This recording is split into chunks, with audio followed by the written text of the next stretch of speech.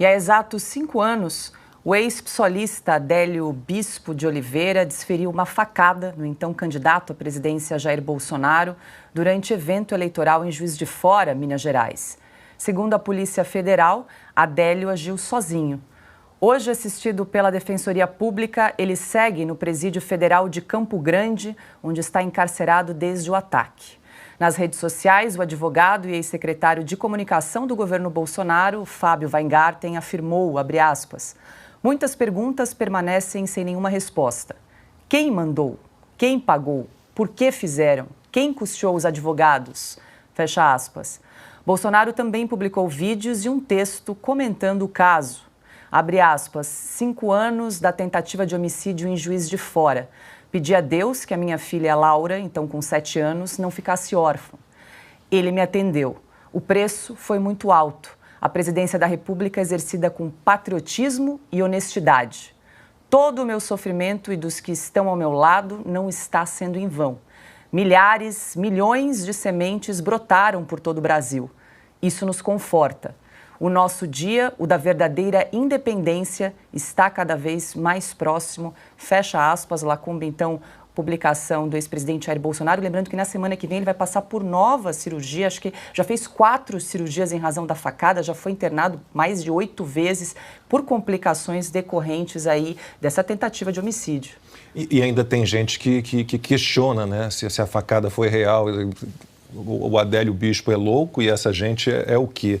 Eu acho muito difícil acreditar que o Adélio Bispo tenha agido sozinho.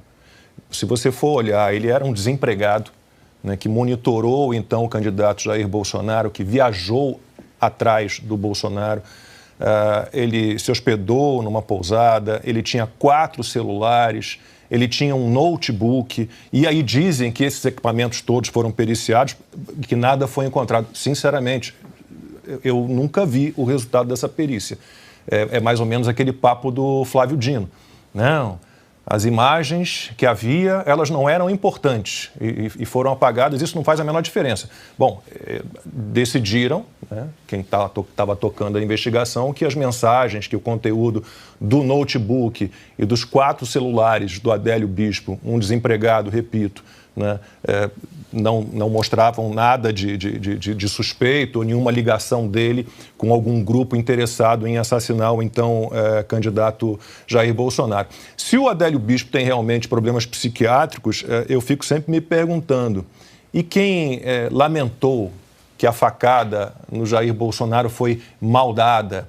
Quem lamentou que o Adélio Bispo não girou a faca? Se você procurar aí, você vai encontrar vários exemplos do ódio do bem. Teve facada fest lá no Pará, facada fest.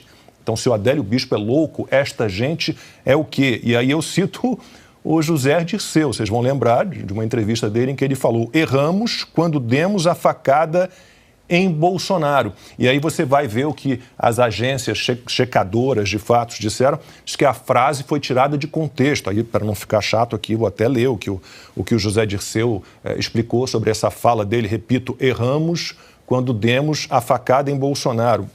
Pode ser um ato falho ou simplesmente escapou. Ele disse o seguinte: minha fala é uma lista de fatos imprevisíveis na política que poderiam impedir a eleição do Lula ou do Haddad em 2018. Dentre eles, possíveis erros nossos e a facada em Bolsonaro. Coisas diferentes, compondo a mesma listagem de fatos imprevisíveis. Mas, de novo, ele falou: erramos quando demos a facada. E outra coisa que até hoje também não se explica, o Fábio Weingarten colocou isso na publicação dele em rede social, é da onde surgiu aquele time de advogados. Né? Num estalar de dedos, você tinha ali uma equipe de advogados prontinha para atender o Adélio Bispo. E ninguém sabe até hoje quem pagou ou se o advogado realmente estava querendo promoção e resolveu por conta própria pegar um jatinho e se deslocar até Juiz de Fora para socorrer o Adélio Bispo. Tem muita coisa ainda para investigar sobre isso. Pois é, Cris, hoje completa então 5 anos da facada que o Jair Bolsonaro recebeu em Juiz de Fora, Minas Gerais. Você lembra onde é que você estava no dia 6 de setembro de 2018, Cris? Sim, estava na redação da Gazeta do Povo apurando e as informações não paravam de chegar, era muito vídeo, tinha muita gente na rua, uma multidão, muitos flagrantes perpétuos daquele momento, e é inacreditável que 5 anos depois a polícia ainda não tenha conseguido desvendar a verdade sobre esse caso, porque sim, está faltando muita ponta aí nessa história, tem muito ponto sem nó, né, como diz o ditado, e essa historinha de agiu sozinho é para boi dormir, né? Passaram anos esperneando quem mandou matar Marielle, e quando o crime se solucionou e viram que eram milicianos do Rio de Janeiro ligados a criminosos que costumam apoiar a esquerda no país, né, vamos dizer com todas as letras, aí pararam de falar. Coisa estranha, né? Tentaram até incriminar o próprio presidente Bolsonaro, aquele absurdo de que ele mora no mesmo condomínio que não sei quem, que foi preso, como se morar no mesmo condomínio de alguém que se envolve num crime fosse culpa de todos os vizinhos e não da pessoa que cometeu o crime.